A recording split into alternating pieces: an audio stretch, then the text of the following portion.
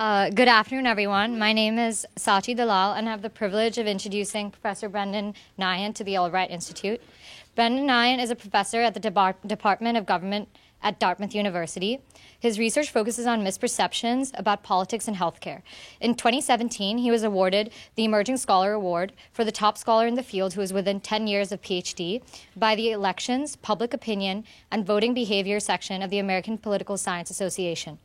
Before he joined Dartmouth University, Professor Nyhan was a Robert Wood Johnson Scholar in Health Policy Research at the University of Michigan. He is the co-founder of Bright Line Watch, a group that monitors the status of American democracy, and has also been a contributor to the New York Times website, The Upshot, since its launch in 2014. Professor Nyhan previously served as a media critic for Columbia Journalism Review, co-edited Spinsanity, a nonpartisan watchdog of political spin that was syndicated in Salon and the Philadelphia Inquirer. He also co-authored All the President's Spin, a New York Times bestseller that Amazon named one of the top 10 best political books of the year 2004. Please join me in giving a warm welcome to Professor Brendan Nyhan.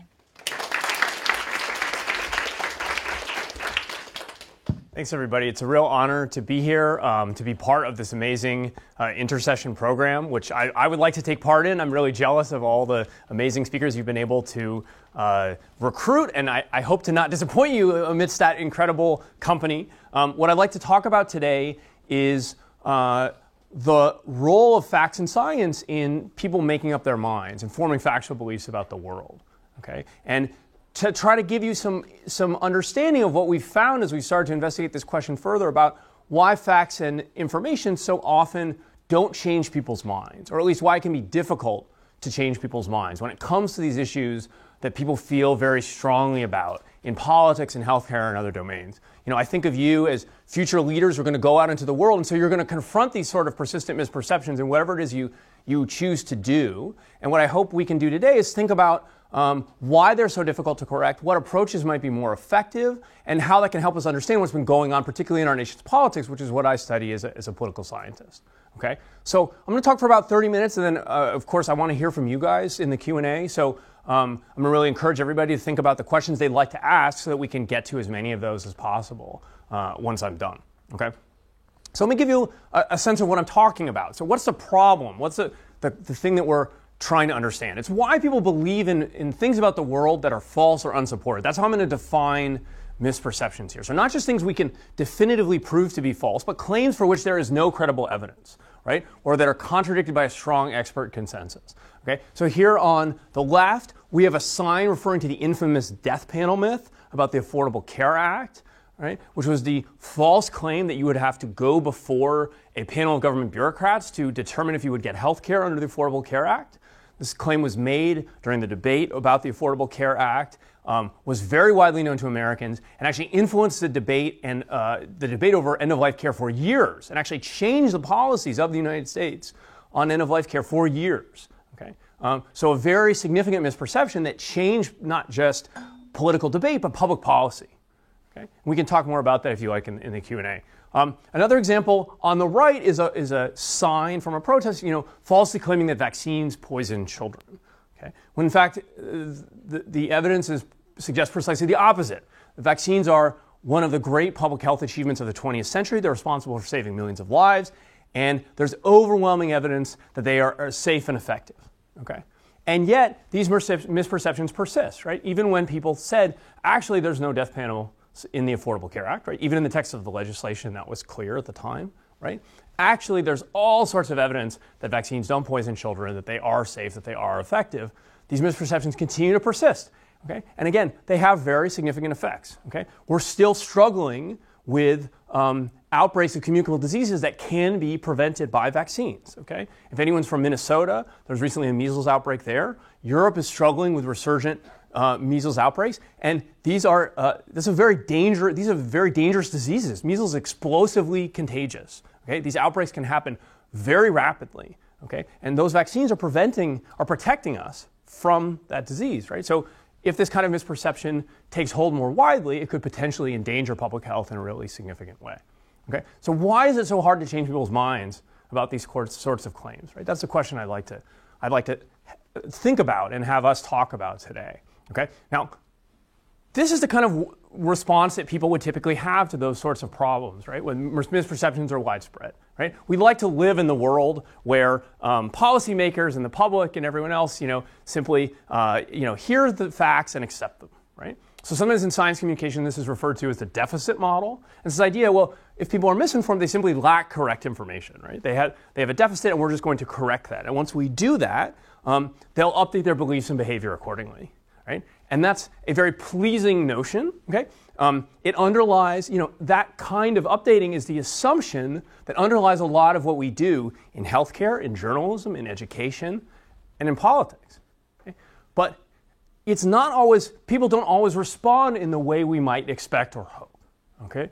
And in particular, when it comes to the most controversial issues, the ones that implicate aspects of people's worldview or values and that they feel strongly about, okay? When they receive factual information that seems to contradict an existing belief they hold strongly, or a value or aspect of their identity that's important to them, right? The response we get often looks more like this, right? And this is what psychologists call disconfirmation bias, okay? And this is the idea that when you've probably heard the term confirmation bias in some contexts, right? So it's the idea that when you get information, we're all too accepting as human beings of information that seems to confirm what we already believe, okay? The converse of that is we tend to be too skeptical of information that contradicts what we believe or what we'd like to be true, okay? And so when it comes to these issues that are very controversial, disconfirmation bias is going to be a formidable obstacle, right? People are going to throw up counter-arguments. They're going to think of reasons why they don't want to believe that unwelcome factual information, okay? And it's important to note that this is true of all of us, okay? So one thing I want to try to take off the table right from the beginning is the idea that we don't do this, it's everyone else out there who does this. Everyone does this, right? This is a fundamental aspect of human psychology, okay? In some ways, it's perfectly understandable. You might say, for instance, if I told you, I don't know, some piece of information about the political party you support that's negative, and you say, well, actually, here's why I don't really accept that or why I wouldn't change my mind about which party I support, that's totally normal and kind of understandable, right? It'd be weird if you suddenly said, oh, okay, sorry, I guess I'm supporting the wrong party, right? So we can think of this as kind of an understandable response in the context of opinion. But it can be perverse when it comes to facts, okay? Because there we care a lot more. There is a right answer, or at least an answer that is better supported by the evidence, okay? And these tendencies can get in the way of us updating towards the facts and evidence as much as we might like, okay? So that's where this problem really becomes severe, okay? It's a problem when it comes to opinions. It's a really severe problem when it comes to facts, okay? If it prevents us from hearing that information we would not want to hear. Okay, and let me plant this seed. You're all here because you're really smart people. That means you're really good at this when you want to do it, okay? Smart, knowledgeable people, right? You have the cognitive skills to argue against things you don't want to believe in a really sophisticated way. You have all sorts of knowledge that this institution has taught you to draw on, to think of why that claim you don't want to believe isn't true. So you have to be so it actually turns out to be a little more subtle than just there are people who don't know things and they resist information they don't want to hear. Okay? Sometimes it's the people who don't want to hear something and are very well equipped to defend it who are the most likely to be misinformed or the most resistant to that unwelcome information. Okay? That's not always the case, but I just want to, again, push against that instinct to say, well, it's other people who do it, or it's people who aren't educated or sophisticated, right? It's definitely more complicated. Okay. So let me give you a sense of the scope of this problem. These are the two most prominent misperceptions about the last two presidents of the United States prior to the current occupant of the White House. Okay? On the one hand, the belief that George W. Bush aided or allowed the 9/11 terrorist attacks, okay, which is the most widespread conspiracy theory or misperception about his administration. And then, on the other hand, the so-called birther myth, right, the false claim that President Obama wasn't born in this country. Okay? These are polls taken at the peak of these claims, when they were most commonly being debated, most widespread among the public. Okay? And what I want to draw your attention to are two facts about this. First, this isn't a tiny fringe of people who hold beliefs that are not supported by the facts. Okay? This is tens of millions of Americans. Okay? Second, you can see there's a very clear partisan gradient here in terms of who believes which misperception, right? Exactly consistent with this idea that people are going to engage in confirmation bias when some claim seems to confirm what they'd like to believe, and they're going to be more resistant to that claim when it contradicts what they'd like to believe. Okay? We see Democrats were much more likely to say that Bush administration aided or allowed the 9/11 terrorist attacks and independence, and Republicans were even less likely to believe that to be true, right? And the opposite was true for the birther myth, which was, of course, much more common among Republicans and among independents relative to Democrats. Okay. So what we'd like to be true seems to play a really important part in what we believe to be true, okay? At least according to the survey evidence we have. And these misperceptions can be really widespread, okay? And again, they can influence public debate at a really significant level, okay? You may recall the current occupant of the White House came to his current level of political salience in part by promoting the myth that President Obama wasn't born in this country, right? So one of the things for which Donald Trump made his name politically on the right was by promoting the birther myth, okay? So this is not trivial stuff, right? This is something that helped launch someone into the White House of the United States. Okay. Why are misperceptions so hard to correct, right? So one factor I talked about was this directionally motivated reasoning, where you have this disconfirmation bias against evidence that contradicts some belief or some identity or value that you have a preference toward, okay? Another problem is simply people don't realize that they are misinformed, okay? So let me just walk you through this evidence here and help you try to see why it might be challenging to correct misperceptions, okay? These are polls taken of polls taken about the most prominent misperceptions about the last two major pieces of healthcare legislation in this country. Like when I say major, I mean like, at the decade level major, right? So we have the Clinton healthcare reform plan of 1993 and 1994, which failed, and then the Affordable Care Act of 2009, 2010 under Obama, which passed, okay? And there was a very salient myth about both. For the Clinton plan, it was the myth that you couldn't choose your own, you would lose your choice of doctor even if you paid out of pocket, which was false. And then the death panel myth we talked about earlier, okay? So here's what's interesting. In these polls, which were taken at the time of these debates, the media organization asked people subjectively, how much do you know about the bill, right? How well informed are you about it? Or some question to that effect, okay? So this wasn't an objective measure of how much people know. It was how much they thought they knew, okay? And so for the group that we'd expect to be predisposed to believe in a myth about that legislation, which in this case would be Republicans, right? Because these are Democratic proposals, okay? You actually observe that as you move from people who say they don't know very much about the plan to people who think they know more, they're actually more likely to be misinformed, okay? So people who think they know more among the most vulnerable group actually know less, right? And so you make it really challenging, right? These are people who feel like they actually are well informed about this plan, right? So when you tell them this belief you hold isn't true, right, they're likely to be more resistant to it than someone who said, actually, I don't know very much about it. Okay. So what can we do about it? Well, the most developed approach to responding to these sorts of misperceptions is fact-checking and its associated variants, right? So you guys have probably all seen things like PolitiFact or these other fact-checkers, for instance, during the most recent election, right? Have most of you seen those or come across those in some way? Okay, so in politics, fact-checking has been the most developed response to misinformation and misperceptions, right? So it's a journalistic effort to identify statements made by politicians or other political elites and evaluate whether they're accurate or not, and provide that information to you in a different way than traditional news reporting, okay?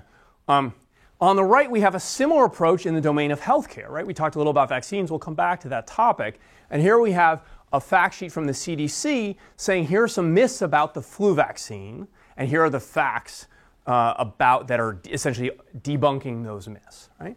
And so the question that I think we should ask is how effective are these sorts of approaches, right? So again, if the deficit model is true, if people just lack the correct information, then this sort of approach should be really effective, right? People don't have the correct information, and we're giving it to them, right? But if this more complex psychological process is taking place, right, where people aren't just accepting that factual information we're giving them, then it's really an open question how effective these kinds of approaches are. And I'm going to show you some different kinds of evidence that at least suggests it's more complex. We shouldn't assume that just giving people more factual information is the most effective approach. In some cases, it may be ineffective or even counterproductive. Okay, and I'll show you some evidence from studies to that effect, and definitely be interested in your responses and thoughts about those. Okay, so let me give you some good news first. I'm about to depress you, so let me give you some good news. I did a randomized controlled trial during the 2014 election where we showed a representative sample of Americans a series of fact checks prior to those midterm elections, right? So 2014, this is the midterm elections in Obama's last term in office, okay? And when we did that, so treatment here in light gray indicates the people who are randomly assigned to receive fact checks from PolitiFact, okay? And higher values indicates, on average, were their beliefs accurate about the content of the fact checks that we had shown people in the treatment group. And what you see is that the exposure to these fact checks did make people's beliefs more accurate. And actually, it did so even for people who didn't follow politics as closely. So here, low knowledge is indicating people who aren't as sophisticated about politics and don't know that much about it. High knowledge is indicating people who know a bit more, right? And in both cases, exposure to those fact checks is raising the accuracy of people's beliefs, right? So that's an encouraging finding. Now, you might look at those, though. I would encourage you, right, as a skeptical consumer of research, right, to look at those and say, those numbers on the y-axis aren't very large, right? And so it's not the case that people have accurate beliefs. If you wanted to define accurate as 100% accuracy on these questions, they have more accurate beliefs. So it's raising the accuracy of their beliefs. We might hope that it would raise them more, right? But the most encouraging finding is we didn't find, at least for these fact checks about the midterm elections, that people resisted those based on their political preferences, okay? So whether it was a fact check over a Democrat or Republican, whether the respondent was a Democrat or Republican, didn't seem to matter, okay?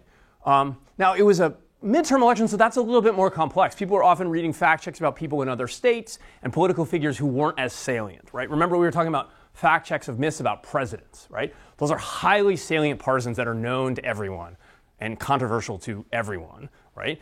Whether the governor of Florida, who isn't a member of your party, said something that was untrue, you might not be as motivated to have a particular belief about the veracity of that statement or not as you would for the president, okay? So this is the good news, okay? Now I'm going to proceed to depress you, okay? In some cases, okay, it seems to be relatively rare, but not non-existent. We actually observe fact checks being ineffective or even counterproductive, okay? And again, I want to condition this by making clear there's other research finding, they often help or they're sometimes ineffective. The first study I did in this field, we actually found that giving people corrective information could actually make the misperception worse among the most vulnerable group, okay? So in this case, what we're doing is we're giving people corrective information in the context of a mock news article. So a realistic news article says George W. Bush, who was president at the time, is suggesting that his tax cut would actually increase revenue to the federal government. Okay, and if that seems counterintuitive to you, it should. Okay, hopefully your economics teaching has taught you that the reason that would be a counterintuitive thought. Okay. There is a absolute economic consensus that tax cuts do not increase revenue, right? The whole point of a tax cut, of course, is to decrease revenue.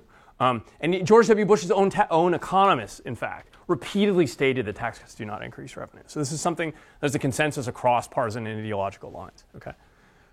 But when we provide corrective information that counter that misleading or false claim, we actually found that among conservatives, which is the ideological group you'd be most predisposed to believe Bush and disbelieve this correction of him, the percentage of people who were indicating that they believe that claim went up rather than down, as you might hope.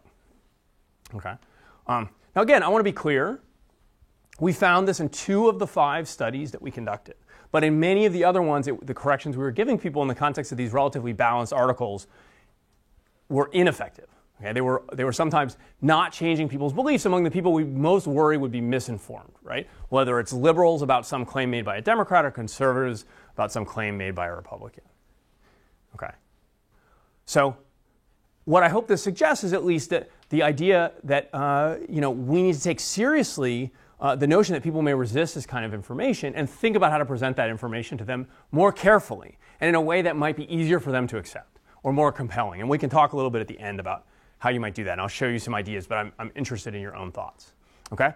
But this isn't a problem, of course, that's confined to politics, as I've suggested as we've gone along. It happens on issues like vaccines too. So a controversial health issue, but one that draws on a bunch of really salient issues, right? So parents have very strong feelings about parenting, okay, as you will discover if and when you choose to have children. And of course, there's something about vaccines that's always made them controversial, the idea that you're taking this treatment when you are not sick, and often you're introducing some sort of pathogen in an innocuous form in order to protect against contracting some disease, right? So there's a history of vaccines being controversial and inspiring resistance, okay? The most recent manifestation of unfounded fears about vaccines came in the late 1990s. Any of you are pre-meds or anything that might have seen this article? Does anyone look familiar? Anyone? I see a few nods. Okay, this is the infamous Wakefield article. It was published in The Lancet. Okay, it's been retracted by the journal. It's one of the great failures of scientific publishing in recent decades. This article falsely claimed that the measles, mumps, and rubella vaccine causes autism. Okay, the research was fraudulent. The author was stripped of his medical license in the UK. Numerous studies have found that this claim is not true. Okay, but it created a media firestorm in the UK, okay, where MMR vaccination rates declined significantly, and continues to echo in public debate about this issue. Okay, so just to give you one example, so a poll in the late aughts, so this was conducted in I think about 2008, found that 54% of American parents strongly agree with the statement that they're concerned about serious adverse effects of vaccines, which are vanishingly rare. And specifically on the point we're talking about, 1 in 4, 25%, agreed or strongly agreed that some vaccines cause autism in healthy children. 1 in 4. Okay? And if you know anything about vaccines, you know that we need way more than 75% of people to vaccinate in order to protect ourselves, right? We need to maintain very high levels of immunization in order to have what's called herd immunity, right? We need everyone in here to be vaccinated to protect us, and that prevents communicable diseases from getting a foothold. Okay, so this is potentially very dangerous to public health. Okay, if just a fraction of those people don't vaccinate their children, we have this very significant risk. Okay, and so the response from folks in public health and medicine is very much consistent with that deficit model idea I described to you earlier, which is we need to give people the information telling them that vaccines don't cause autism. That's going to be an important way to address so-called vaccine hesitancy among parents, right? And to prevent these parents who might potentially opt out of vaccination from doing so, okay? And so that's where you get information and messaging like this. This is from the Centers for Disease Control and Prevention, right? Our federal public health agency, okay? Providing lots and lots of scientific information saying actually vaccines don't cause autism. Here are a bunch of studies, right?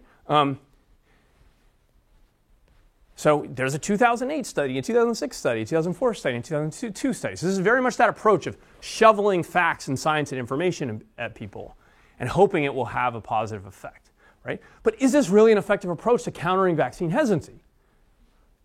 They didn't know. We don't know, right? And so that's what my co-authors and I wanted to investigate. And so similar to what I described to you earlier, where we conduct an experiment, we randomize exposure to a fact check about politics. Here we're going to randomize exposure to this corrective information debunking the autism myth using science, okay? And we're going to use almost verbatim language from the CDC itself, okay? There were other conditions in this study. I can tell you more about those in the Q&A if you're interested, but we're going to be really focused on that comparison between the control group who received no information and the treatment group that received this corrective information here, okay? This is a nationally representative sample of parents in the United States with kids at home, age 18 and under, okay? And I'll give you the good news first. When we ask people, do vaccines cause autism, that corrective information actually did drive down belief in that myth, okay? So we did not observe that resistance that I described to you earlier. It seemed like people were updating their beliefs. So people were less likely to say vaccines cause autism if they receive that corrective information compared to people in the control condition, okay? But you knew there was bad news coming, okay?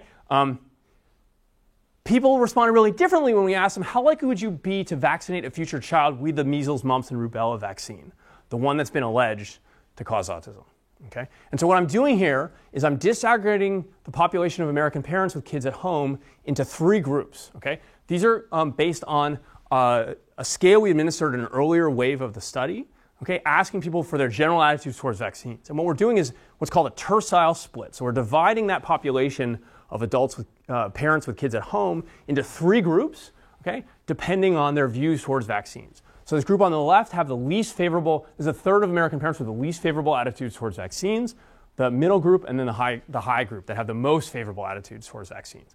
And even though it's small, what I hope you can see is that for those 2 higher groups, so the top 2/3 of the American population of parents in terms of how favorably they feel towards vaccines, they were overwhelmingly likely to say they would vaccinate a future child regardless of what information we gave them. Okay? It didn't matter. Okay? If you ask them if they're going to vaccinate their future child, they would say yes, right? With 90+% probability, basically no matter what we showed them. Okay? But the group of greatest public health concern are these folks in the least favorable tercile, right? Those are the ones who are most likely to selectively vaccinate or to opt out of vaccination altogether, right? And so I'm going to zoom in on that group, okay? Just to underscore that point about why this group is already more at risk, you can see their baseline level of when they say I'm very likely to vaccinate a future child, their baseline level is only 70%. Okay, so that in itself is worrisome. That's indicating these folks are already more hesitant towards vaccination. Okay, and what happens when we gave them that information? Right? Remember, before you saw it did make people less likely to believe in the myth, but it also made people less likely to say they would vaccinate a future child. You see how that's moving down rather than up? Right? Now we don't know what behavior they engage in. We don't even know if they have a future child. Right? I wouldn't claim to you that this effect lasts for 5 years or 10 years. It certainly doesn't. Okay? But what this suggests is that it's moving people in the wrong direction. Right? It's not decreasing hesitancy. Right? Our interpretation, which we can talk about, I can't look into people's minds. Our interpretation is people maybe think of other concerns or hesitations they have about vaccines. Right? Fine, they don't cause autism, but what about A, B, C, D? Right? Because these are kind of folks who have other kinds of concerns existing. They may be buttressing those, bringing different ideas to mind. Right? They already have a set of pre-existing views towards vaccines that are less favorable, and they may be buttressing those in response to this information, saying that actually vaccines are safe. Okay, we don't know that. Okay, but there are actually before I go forward, and I should just say there are now 3 or 4 similar studies, and they vary in exactly the finding they have, but none of them are finding that this is an effective approach. Many are finding it as well. It's either ineffective or counterproductive. Okay, so. What this suggests, I hope to you, is that, again, just simply giving people that factual information probably isn't the best approach. Okay, so what might be? Let me just give you a few different ideas that I've thought about, and then we'll move towards Q&A so I can hear what responses you guys all have. Okay. One idea that's been proposed based on a lot of research is we should avoid reinforcing this in this kind of corrective information. So it's not just that we're giving people corrective information that may not work. We're actually giving people corrective information in a form that make the myth more salient rather than less. Okay? So if you just look at this brochure from the CDC, right, if you glance at it, which is how most people read this kind of material, right? Many people are not reading these things super carefully, right? The myths are in giant bold letters at the top, right? The facts are in boring, long, small bullets at the bottom, right? So you might worry that this is actually potentially reinforcing the myths. And there's some research to indicate that people may struggle over time to recall exactly which of the claims they've heard are false. So you've made the claim more salient to people. They remember the claim. At the time, even if at the time you give it to them, they recognize it's false. Over time, they just remember they've heard the claim, and its familiarity may lead them to infer that it's true. People seem to use a familiarity heuristic where they use that as a cue. I've heard of this before, therefore it's more likely to be true. Okay, so this is one approach potentially to avoid. Okay, we should be more creative in presenting corrective information in a way that's harder to counter-argue. Okay, that's more resistant to the kind of disconfirmation bias response I've described. Okay, and this is conjecture rather than evidence. But my claim to you is it's probably harder to counter-argue the claim that President Obama was born in this country when there's a giant picture of his birth certificate and a contemporaneous announcement of his birth in a Hawaiian newspaper published at the time he was born, right? At the top of the article, right? So some very angry web producer put this on a CNN article, right? In a way that was, vastly disproportionate even to the text, right? So there was no way to avoid that visual evidence, right? And again, unless you believe, even if you think this is doctored, someone would have had to like time travel back to Hawaii, right, and to put this thing in a newspaper, right? The level of conspiracy theory that's required to explain both of these documents, right, is insane even by the standards of the birther movement. Okay. It might also be effective to use graphics in general. So I have a study where we found that showing people global temperature data indicating the presence of global warming, okay, from 4 independent sources. So this is 4 separate temperature records showing how global temperatures have increased, was much more effective at changing people's minds than equivalent textual information describing that same evidence. Okay? That may have been a more effective approach. You can see there on the right the proportion of Republicans in our sample who are saying that who weren't admitting that global temperatures have decreased substantially, even relative to those people who saw the same equivalent textual information. Okay. All right. Now, you can't always make a graph, right? It depends on what the relevant misperception is. But another approach that I think translates into lots of different contexts is to think about what sources might be most credible to a skeptical audience, and to think about how to present information from them. Right? So take our vaccine case. Right? Maybe people aren't especially trustful of modern medicine or the CDC or the American Academy of Pediatrics or pharmaceutical companies or whatever source you might think of. Right? Who do they actually trust about vaccines? They overwhelmingly tell us they trust their child's doctor, their pediatrician or family practice doctor or other healthcare provider. Right? That's who they trust for information about vaccines. Okay? And so that's likely to be the most effective messenger to address parents' concerns about vaccines and to address that vaccine hesitancy that I've described to you. Okay? So rather than focusing on this top-down messaging where we're pushing scientific information from the CDC and other sources onto people, we ought to be thinking, how can we equip doctors and other healthcare providers to be more effective in these conversations with hesitant parents? Okay? Similarly, and that applies in lots of cases when you're covering a story. Right? So imagine some of you are going to go on and be journalists, right? You might think about what expert would be most credible to my audience, right? And so an example I really like is from an ABC News story about that death panel myth I described to you, where they went out of their way to say, we have evidence that both doctors and healthcare policy experts who oppose this bill agree that there are no death panels, right? So this is not a bunch of liberals who support the Affordable Care Act telling you there are no death panels, because you might be skeptical if you oppose this bill of whether those people are being honest with you, right? Because they support the bill, they'd have an incentive to deny that death panels exist, right? But someone who, even the healthcare experts, even those who do not support the version of the healthcare reform bill now being discussed, note that these accusations are shocking, inflammatory, and incorrect. And it goes on to describe a Republican healthcare policy expert who says, I do not support this bill, but there are no death panels. Okay? So that could be an effective approach too. Okay, but the last one is to think about how we can discuss these issues without implicating aspects of people's values and identity, right? It actually, whether there is climate change or not, should have nothing to do with whether you are a Republican or a Democrat or a liberal or a conservative, right? We can have a conversation about the effective or the best response to that problem, right? And of course that's going to implicate aspects of people's political identity. It should. Okay? But we have to think about how to separate, how to make that separation, right? And in some cases, one of the most promising approaches is to have people from the group where that misperception is most common signal that they share values and identity with others in the group. Okay? So this is an example from someone who's trying to promote immunization. It's actually a political scientist that I met, a really neat person named Katie Atwell, who actually founded a group in her self-described hippie community in Western Australia where there were low vaccination rates.